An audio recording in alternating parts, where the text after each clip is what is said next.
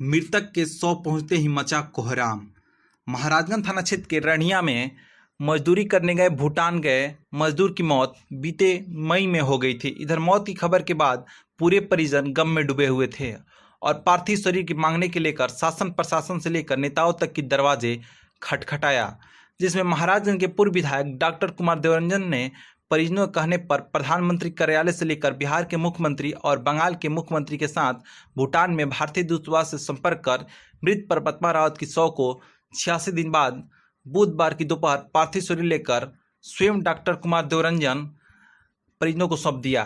बताते चले कि महाराजगंज प्रखंड के बलौं पंचायत अंतर्गत रणिया निवासी परमात्मा रावत की शव 3 माह बाद आखिरकार परिजनों को सौंप दी गई। बताते चले कि रणिया निवासी परमात्मा रावत की मौत परिजनों ने बताया कि भूटान के एक हादसे के दौरान हो गई थी। इस मौके पर शशि भूषण सिंह, जयशंकर माझी, मुखिया सुनील सिंह, दिलीप भारती, रामानंद राम, उपेंद्र पंडित, सोमनाथ ठाकुर, उज्ज्वल आनंद, हरिकृष्ण उपाध्याय, राजन सिंह, मनोज सिंह, प्रफुल्ल गौतम, श्याम बहादुर राय, विश्वमित्र कुशवाहा, दीपक कुमार आदि लोग मौजूद थे।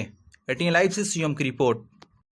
कैसे मृत्यु हुई और फिर यहाँ तक लाने में क्या?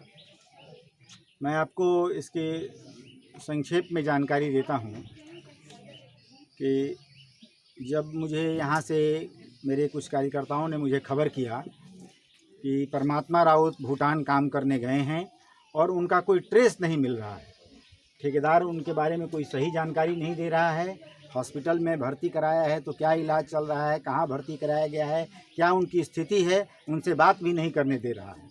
इस बात की जब जानकारी मुझे विस्तार में मिली तो मैंने इस संबंध में 5 मई को यानी 5/5/2020 को प्रधानमंत्री जी को मैंने पत्र लिखा और विदेश मंत्री जी को मैंने पत्र लिखा और उसी दिन मैंने डीएम और एसपी को भी इसकी सूचना दी।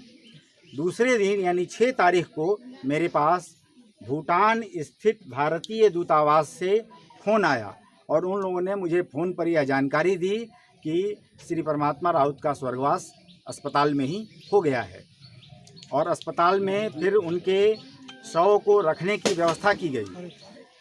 आप लोगों को मालूम ही है कि इस बीच में बहुत लंबा लॉकडाउन चला, भारत में लॉकडाउन चला, अलग अलग राज्यों में लॉकडाउन चला और उस लॉकडाउन के चलते काफ़ी परेशानी होती थी। फिर भी 6 तारीख, 16 तारीख, 18 तारीख को मुझे मई महीने में श्री अनिल कुमार जो भारतीय दूतावास के वहाँ उच्च अधिकारी हैं उनके द्वारा मुझे सूचना मिलती रहती थी।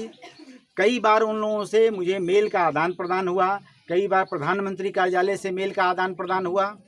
फिर मैंने 30 जून को मैंने मुख्यमंत्री जी को इस संबंध में पत्र लिखा कि उसके शव को वहाँ से लाने की व्यवस्था की जाए, परंतु फिर भी कोई प्रगति नहीं होने पर 20 जुलाई को मैं आप लोगों को ये कागज़ दूंगा ताकि आप लोग विस्तार से जान जाइए।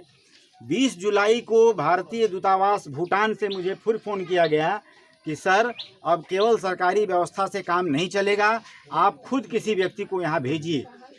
तब मैंने अपने एक निजी सहायक को यहाँ से भूटान भेजा। भूटान जाने के लिए अभी कोई ट्रेन नहीं चल रही थी, कोई गाड़ी नहीं, ट्रेन नहीं चल रही है, कोई गाड़ी नहीं चल रही है। तब मैंने वहाँ जाने के लिए हवाई जहाज़ का टिकट कटाकर उनको हवाई जहाज़ से भूटान भेजा और फिर भूटान से एक एम्बुलेंस करके और उस एम्बुलेंस से इनके शरीर को आज यहाँ लाया गया है।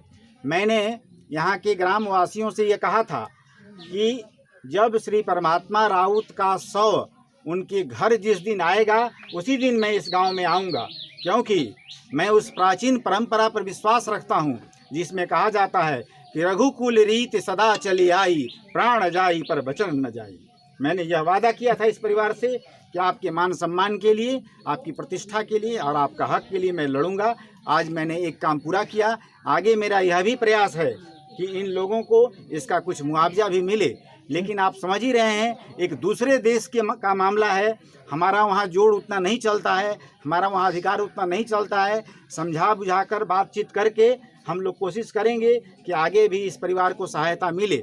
इस परिवार के पास राशन कार्ड भी नहीं था तो मैंने जिला अधिकारी से कहकर इसके लिए राशन की भी व्यवस्था कराई है। मैं जानता हूं कि इस गांव के सभी लोग काफ़ी जागरूक और काफ़ी सहयोगी हैं। मैं गांव के सभी लोगों से अपील करूंगा कि इस गरीब व्यक्ति को इस काम में आप सभी सहयोग करें और सहयोग करके इसे आगे बढ़ाने, इस काम को पूर्णाहुति तक पहुंचाएं। आगे भी जब कभी भी कोई ज़रूरत पड़ेगी, मैं गांव के सभी लोगों के लिए सेवा के लिए तत्पर रहूंगा। बहुत बहुत धन्यवाद। पतंजलि चिकित्सालय फतेहपुर दुर्गा मंदिर के पास सिवान। स्वामी रामदेव जी महाराज द्वारा प्रशिक्षित वैद्य द्वारा विभिन्न प्रकार की बीमारियों का निःशुल्क इलाज व रोग द्वारा निदान, गुप्त रोग, निसंतान बालों का झड़ना, cancer, dengue, malaria, chikungunya, blood pressure, sugar, स्वप्न दोष, लिकोरिया, मोटापा, कील मुहासा, दमा, टीबी इत्यादि रोगों का बेहतरीन इलाज। डिस्काउंट कार्ड बनवाए, 5 से 10% की छूट पाएं, फ्री होम डिलीवरी सुविधा। संपर्क करें 9431424781, 9572294781। नकलों से सावधान, इसकी कोई दूसरी शाखा सिवान में नहीं है।